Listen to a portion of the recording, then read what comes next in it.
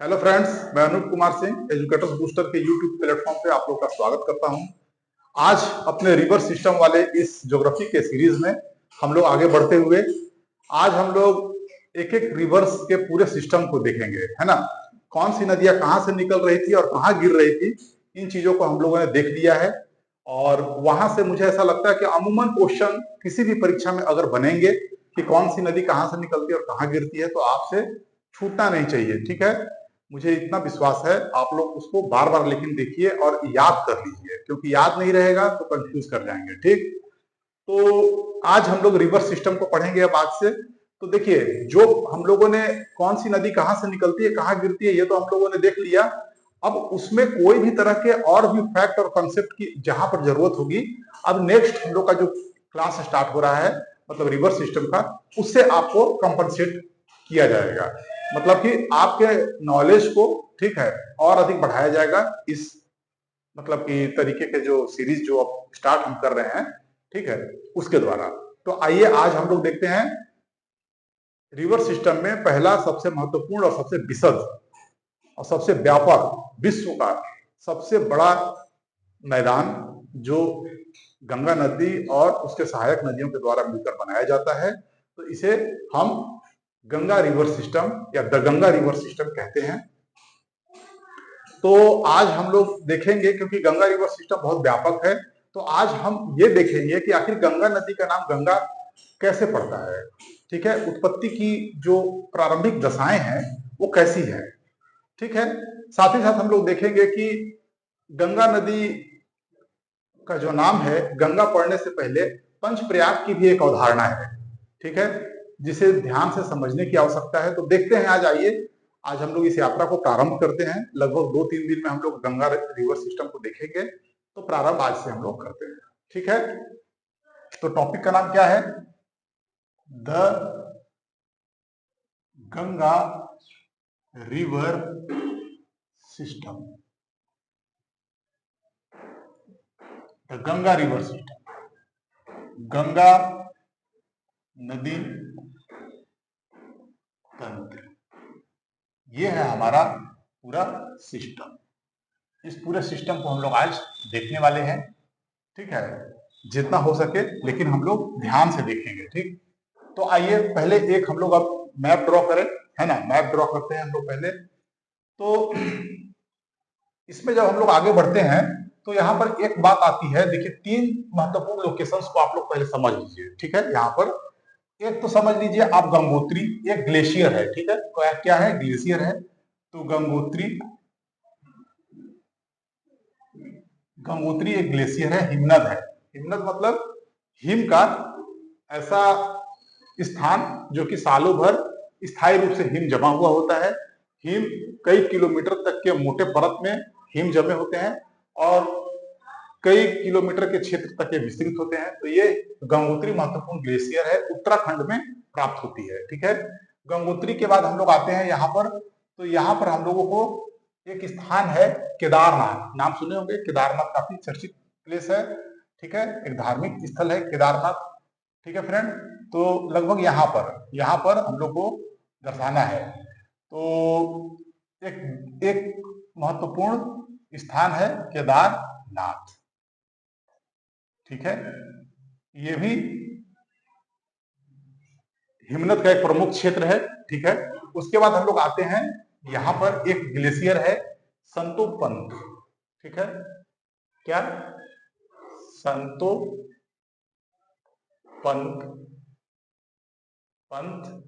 ये भी ग्लेशियर है। संतोपंत भी एक ग्लेशियर है। और यहाँ पर बद्रीनाथ,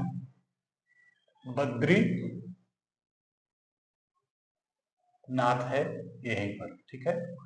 तो इसको आप अच्छे से पहले 3 प्लेस को देखिए। तीनों प्लेस आप लोगों ने देख लिया। अब देखिए, यहां से एक नदी निकल रही है, यहां से एक नदी की उत्पत्ति हो रही है, ये ऐसे। ये कौन सी नदी है? ये है अलकनंदा। कौन सी नदी है ये? अलकनंदा, अलकनंदा। धीमे धीमे समझना है, कोई हड़बड़ी की बात नहीं है। अलकनंदा नदी निकल आई, इस तरीके से देख लीजिए आप लोग ध्यान से। अब गंगोत्री जो हिमनद है, यहां से एक नदी निकलती है, उस नदी का नाम है क्या? भागीरथी। ठीक है, भागीरथी नदी काफी तीव्र गति से बहने वाली महत्वपूर्ण नदी है ये। और देखिए ये आकर के, अब देखिए कौन कौन सा बन रहा है प्रयाग हम लोग देखेंगे, पहले हम लोग इसको पूरा कर लेते हैं मैप को। देखिए केदारनाथ से एक बहुत महत्वपूर्ण नदी निकलती है, नाम है मंदाकिनी। क्या नाम है? मंदाकिनी। तो हम लोग यहां से केदारनाथ से इस नदी को ऐसे प्रवाहित करते हैं और यहां मिला देते हैं। देख लीजिए ये है मंदाकिनी, मंदाकिनी रिवर नदी। ठीक है, तो हो गया। उसके बाद फिर हम लोग आगे बढ़ते हैं, मतलब महत्वपूर्ण है अलकनंदा नदी। देखिए सब उसी में मिल रहे हैं आकर के। ठीक है, अलकनंदा में सब मिल रहे हैं आकर के, ये चीज जान लीजिए। यहां से एक नदी आती है बहती हुई, प्रवाहित होती हुई, यहां आकर के मिल जाती है। ठीक है, मिल जाती है यहां पर आकर के। मैप बिल्कुल सही बनाना है, तभी समझ में अच्छे से आएगा। अब ये देखिए एक नदी मिलती है धौली गंगा। क्या नाम है? धौली गंगा। गंगा नदी, धौली गंगा नदी। फिर यहां से देखिए एक नदी और आकर के मिलती है ऐसे, यहां से एक नदी ऐसे आकर के मिलती है। इस नदी का नाम है क्या? इस नदी का नाम है नंदाकिनी। क्या? नंदाकिनी, नंदाकिनी नदी। ठीक है, और एक नदी और आके मिलती है, उसका नाम है पिंडर। यहां पर देखिए ऐसे आकर के मिलती है, यह है पिंडर। क्या है? पिंडर नदी। बस इतना बात आपको समझ जाना है अच्छे से। अब आइए हम लोग देखें, तो देखिए सबसे पहले जो नदी आकर के यहां मिली, ये प्लेस बन गया, स्टार लगा दिया मैंने, प्लेस बना दिया। ये है यहां पे जो प्रयाग बनेगा, प्रथम प्रयाग यहां बन रहा है। ठीक है, इस प्रयाग का नाम है विष्णु प्रयाग। धौली गंगा से जो मिलती है वो यहां पर बनता है क्या? विष्णु प्रयाग। बिल्कुल राइट। आगे आइए, अब यहां पर देखिए नंदाकिनी जब मिलती है तो नंद प्रयाग बनता है। याद करने में आसानी है, नंदाकिनी से नंद प्रयाग। ठीक है, क्या? नंद प्रयाग। अब पिंडर से कर्ण प्रयाग। पिंडर जब मिलती है यहां पर तो बन जाती है क्या? कर्ण प्रयाग। ठीक है, उसके बाद फिर हम लोग आते हैं मंदाकिनी। देखिए मंदाकिनी जब मिलती है तो रुद्र प्रयाग का निर्माण होता है। क्या? रुद्र प्रयाग। रुद्र प्रयाग यहां पर मैं लिख देता हूं, रुद्र प्रयाग। और जब भागीरथी मिलती है तो यहां पर एक प्रयाग बनता है, तो इस प्रयाग का नाम क्या है? देव प्रयाग। क्या नाम है? यहां पर जो बनती है प्रयाग, उस प्रयाग का नाम क्या है? देव प्रयाग। यहां लिख दिया जाए देव प्रयाग। देव प्रयाग। तो देख लीजिए इस तरीके से कितने प्रयाग बन गए आपके? एक विष्णु प्रयाग, एक विष्णु प्रयाग बना। दूसरा क्या बना? देख लीजिए, दूसरा बन गया नंद प्रयाग। तीसरा क्या बन गया? तीसरा बन गया कर्ण प्रयाग। चौथा क्या बन गया? तो देखिए चौथा बन गया रुद्र प्रयाग। पांचवा क्या बन गया? तो देखिए पांचवा बन गया क्या? देव प्रयाग। तो ये 5 प्रयाग महत्वपूर्ण है।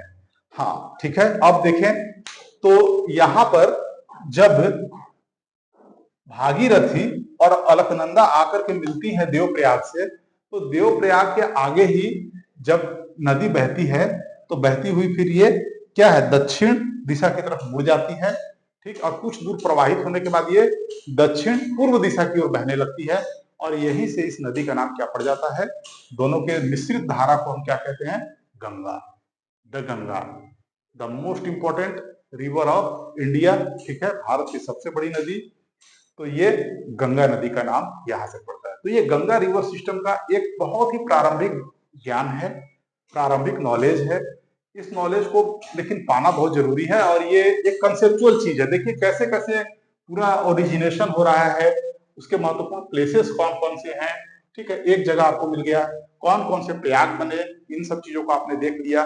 गंगा नदी की उत्पत्ति, ठीक है, उत्पत्ति तो खैर यहाँ से गंगा ही रिवर सिस्टम के सब, ये सब छोटे छोटे धाराएं हैं, छोटे नहीं बहुत विशाल धाराएं हैं, लेकिन नदी का एक्चुअल नाम जो गंगा है वो देवप्रयाग से होता है। देवप्रयाग से ही गंगा नदी की उत्पत्ति होती है, भागीरथी और अलकनंदा के मिलने से। तो मुझे लग रहा है कि इतना आप समझ गए होंगे। और एक महाप्रयाग है, वह आपको पता ही है, प्रयागराज जहां कुंभ का मेला लगा था, वो महाप्रयाग है। ठीक, ऐसा स्थल जहां पर लगभग सभी महत्वपूर्ण नदियां आकर के एक साथ मिल जाती हैं। तो उसको हम लोग देखेंगे आगे जब गंगा रिवर सिस्टम को देखेंगे।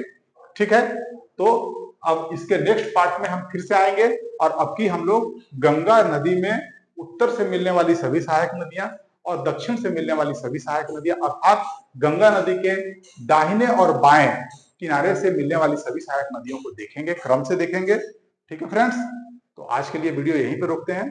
Thank you very much.